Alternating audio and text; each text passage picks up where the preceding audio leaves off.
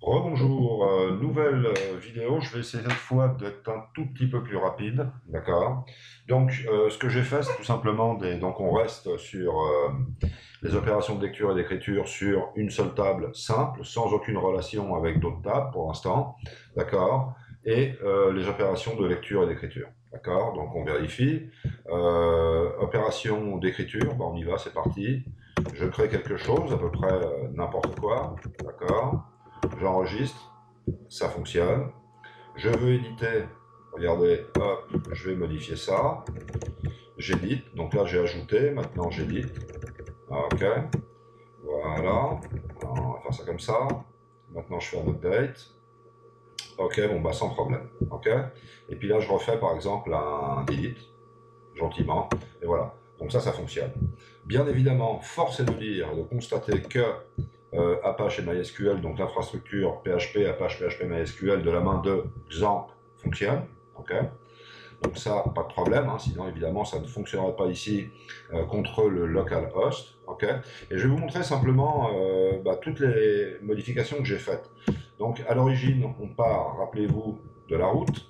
Donc la route a priori, mais j'ai absolument rien changé. D'accord. Donc si on veut voir ici un petit peu comment ça se passe, là voilà, hein, hop, je fais ça, et là on voit à peu près ce qu'on a, d'accord? C'est-à-dire en fait toutes les méthodes qui devront être implémentées dans le contrôleur, d'accord? Donc la méthode index du contrôleur book controller, le store, etc., etc. Ok. Et alors, donc, attendez que je ferme ça, voilà. Donc la route, bah, c'en est là. Maintenant, le contrôleur, j'ai changé de nom. Pourquoi? Parce qu'il y avait Publish Book Controller, je crois. Eh bien non. Pour moi, si ça s'appelle Book et c'est contrôleur, on va l'appeler Book Controller. C'est-à-dire que, euh, voyons voir. Ouais, Book Controller, non, non, faux. Ça, c'était Book Controller, ça restait comme ça, d'accord? Et dans Request, on avait, regardez bien, un Publish Book Request. Là, je vais en profiter directement pour l'éliminer. Voilà. Pourquoi je vais mettre Publish Book Request si tout simplement je peux mettre Book Request, d'accord? Donc moi, ce que j'essaie de faire là, c'est de simplifier tout au maximum, d'accord? On parle de book, bon, et ben on a un book controller. On parle de book, eh bien on a un book request. On parle de book, eh bien on a un book, d'accord? Vous me direz, vous avez un chien, vous l'appelez pas chien. Bon bah c'est sûr, mais pourquoi compliqué, d'accord? Donc ici on a book. Maintenant, on va aller sur resources, views, books. Alors attention, ça c'est exactement le même nom que la table qu'il y a dans la base de données. Et regardez bien ce que j'ai fait. J'ai créé create, edit, index et show. D'accord? Voilà. C'est-à-dire que maintenant, quand on va aller dans le contrôleur, d'accord, vous voyez qu'on a toutes les méthodes qui sont implémentées. J'ai enlevé absolument, on va dire, tous les commentaires. D'accord? Alors, on a l'index qui permet de voir tous les enregistrements, soit tous les livres. On a le show qui permet de voir un enregistrement en fonction de l'idée. Par exemple, le livre qui a l'idée 1. D'accord? Là, c'est le formulaire de création. Là, c'est le formulaire d'édition. Donc, les quatre premiers, vous vous rendez bien compte qu'ils ont tous une view. D'accord? Et que tout ça, forcément, c'est des get. D'accord? Donc, ça, on revoit ici. D'accord? Regardez bien. Index, c'est get. Create, c'est get. Show, c'est get. Edit, c'est get. D'accord? Donc, tout ce qui est get est forcément ou va forcément correspondre, on va dire, à une vue. D'accord? Donc moi, finalement, si j'ai index create, attendez, c'est lesquels? Ouais. Euh, J'essaie peut-être d'aller trop vite, mais enfin, c'est index create, show et edit. Eh bien écoutez, moi c'est simple, je l'appelle index create, show et edit. Voilà, c'est tout. C'est aussi simple que ça. D'accord? C'est-à-dire qu'il y a une correspondance inéquivoque entre index et index, show qui se situe ici et show, create avec create, je vous économise l'accent anglais, create, ok, edit, edit, d'accord? Donc ces quatre-là correspondent forcément à des vues, on pourrait appeler ça des formulaires, on appelle ça des pages, tout simplement pour lire tous les enregistrements, lire un seul enregistrement, formulaire d'insertion, formulaire d'édition. D'accord? Voilà. Et ensuite, les opérations d'écriture proprement dites, enregistrer, c'est store, actualiser, update et destroy. Voilà, c'est tout simplement ce que j'ai fait. J'ai simplement fait une toute petite chose de plus, et c'est ça, regardez bien, dans Book Request. Donc j'ai rajouté quelques trucs, parce que c'est vrai qu'à l'origine on avait simplement le required, donc ça veut dire on veut une valeur simplement. Bon là j'ai joué avec le min, avec le max, d'accord. Et j'ai rajouté une fonction publique qui s'appelle messages, donc message au pluriel, en minuscule. Et finalement pour chacun, eh bien je mets, on va dire, mon propre message d'erreur. Alors le message d'erreur évidemment, comment est-ce que ça va être géré? Ben, regardez bien, si on met par exemple create, okay, vous voyez qu'ici on a un if errors any for each and if, etc., etc. Donc ça veut dire simplement qu'on a une pile d'erreurs, d'accord, et on désempile, on va dire la pile, c'est-à-dire qu'en fait on la lit parce que bon bah voilà, c'est une structure de données un peu spéciale. Je m'avance un petit peu en disant que c'est une pile. Attention, c'est peut-être un vecteur, c'est peut-être quelque chose comme ça. Enfin, ce qui est important, ou une collection, ce qui est important, c'est qu'il y a un ensemble d'éléments et que l'ensemble d'éléments peut simplement être lu par un for each. Voilà, tout simplement. Donc ça veut dire que dans ce cas-là, si moi je crée un nouveau bouquin par exemple et je mets submit, donc j'ai rien mis. Évidemment, voilà, il va me mettre le champ titre, le champ description qui aura une valeur, etc., etc.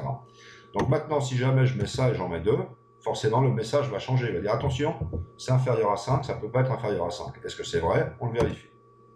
Voilà. Le champ title ne peut pas avoir moins de 5 caractères. D'accord? Donc ça, c'est géré réellement dans la validation. Alors, ce qui est important au niveau de la validation, j'ai quand même regardé, d'accord, parce que je pensais améliorer un petit peu ce que j'avais fait. Et en fait, je me rends compte que je ne pense pas que ce soit améliorable, et ce que j'ai fait était pire. C'est-à-dire qu'en fait, j'ai été dans le book controller, d'accord, et pour valider, on va dire dans le store, avant la validation, d'accord, enfin avant l'enregistrement proprement dit, pardon, j'ai mis la validation ici. Alors c'est vrai qu'au fur et à mesure que je le faisais, je me disais, bah oui, mais j'aime pas trop que ce soit dans le contrôleur. Ne serait-il pas possible que le contrôleur sous-traite ça à quelqu'un d'autre? Bah si, justement, et c'est le request, d'accord? Voilà. Donc tout simplement, ce que j'ai fait, c'est ici enlever le app HTTP request book request. J'ai mis un HTTP request request, donc il dépendait de request qui se trouvait ici, d'accord? Et finalement, je me suis rendu compte que c'était bien pire, d'accord? Donc voilà. Donc rendez-vous compte un petit peu de la simplicité du truc. Donc là, j'essaye vraiment de terminer le vidéo, j'essaye d'aller un peu rapidement. Je trouve que mes vidéos sont peut-être un petit peu trop longues. Il faut en vouloir pour suivre des vidéos comme ça. C'est vrai qu'au bout d'un moment, on a plein la tête. C'est pas évident. Moi, ça m'arrive avec certaines vidéos de Jeff Redway, d'autres types de vidéos, ça dépend. Alors là, je passe directement au blog, ou alors tout simplement, je me mets à programmer. Enfin bon, voilà, il faut savoir un petit peu changer de tâche. Et puis voilà. Rendez-vous compte, tout ça, c'est le code qui fait tout pour lire et pour écrire. Il n'y a quasiment rien. Tout est délégué dans le book request et dans les vues. Voilà, tout simplement. Ok? Donc je ne vais pas réexpliquer le code, hein. Je vous invite à le regarder, tout simplement. Regarder les vidéos antérieures. Et puis voilà. Si vraiment je veux faire un résumé rapide, je vais quand même essayer. Attendez, je vais regarder à combien on en est. 7 minutes, 8 minutes. C'est à peu près ça. D'accord? Bon, je vais essayer de vous faire ça en 3-4 minutes. D'accord? Voyons voir. On commence par la route.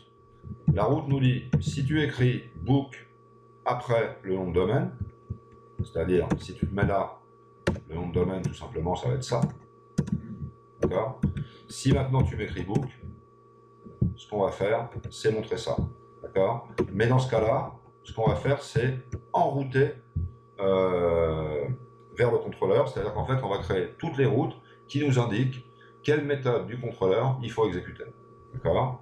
Donc, pour vérifier ça, bien évidemment, on se met là, et là, vous voyez absolument tout. D'accord? C'est-à-dire la méthode, est-ce que c'est un get, est-ce que c'est un post, est-ce que c'est un delete, un patch, un put. On remarque que le get va correspondre à une page, c'est-à-dire, on peut appeler ça un formulaire, enfin, c'est une vue, finalement. Donc, ça veut dire qu'on va avoir 4 vues. On remarque que le post, c'est pour le store, le delete, c'est pour le destroy. Le put, c'est pour l'update, mais l'update travaille aussi avec le patch. Mais tout ça, Laravel s'en occupe, on va dire, en interne. Donc ça veut dire que, par exemple, quand on écrit /book, d'accord, on enroute vers le book controller et on en exécute tout simplement la méthode index. Donc ça veut dire que toutes ces méthodes-là de lecture et d'écriture, que ce soit correspondant à des pages ou à des opérations, on va dire proprement dites, doivent être implémentées dans le contrôleur. Le contrôleur donc se trouve ici, d'accord, et il implémente tout simplement toutes les méthodes. J'y vais tranquillement, au cas où vous vouliez arrêter l'écran, copier ça, enfin faire les trucs un petit peu par vous-même. D'accord. Vous remarquez qu'il y a beaucoup de code qui est redondant.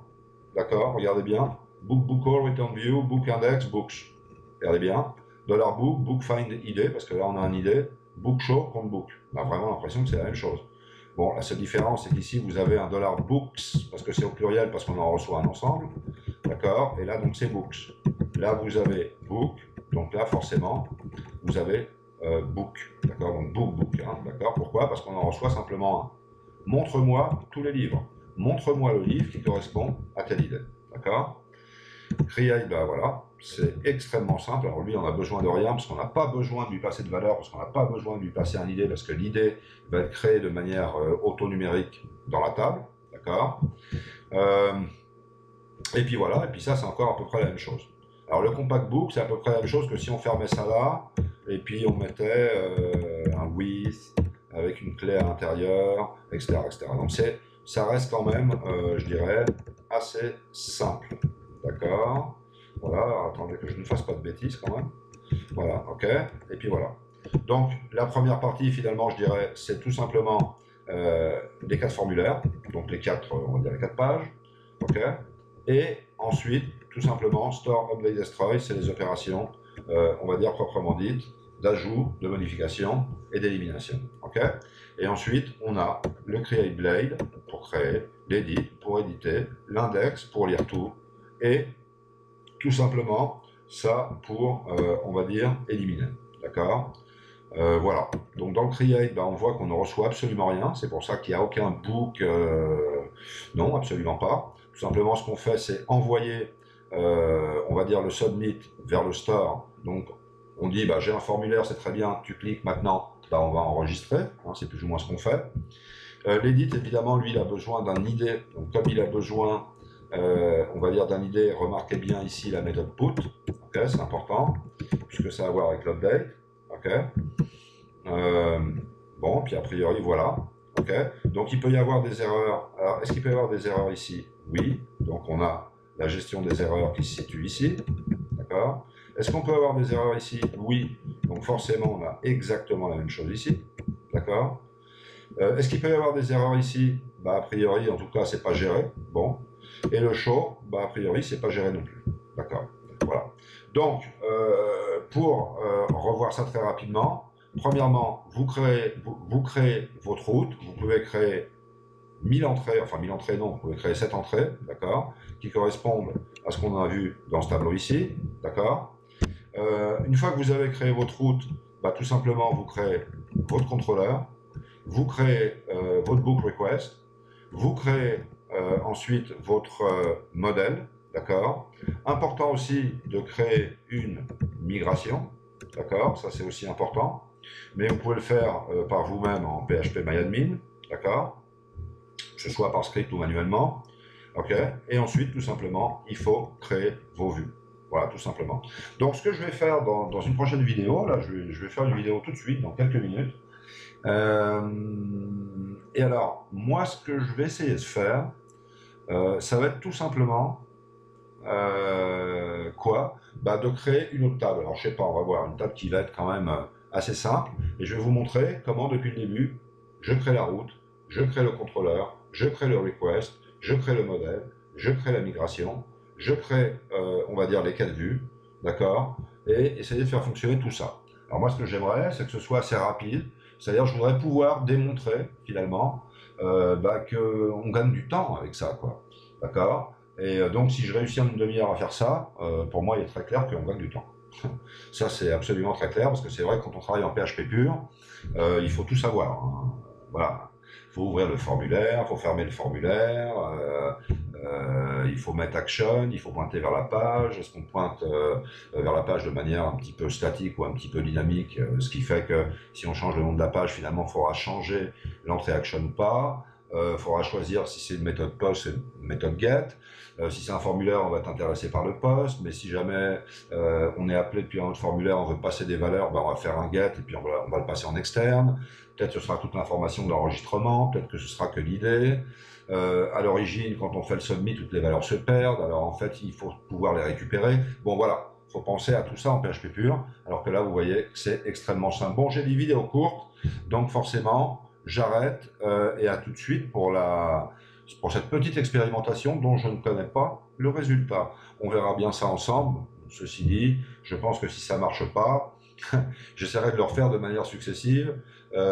Bon, bah tout simplement jusqu'à ce que ça marche. Hein, parce que c'est vrai que mettre quelque chose online qui ne fonctionne pas, c'est peut-être pas très intéressant, ou alors en tout cas si je réussis à résoudre les problèmes à une vitesse qui me semble acceptable. Donc voilà, à tout de suite.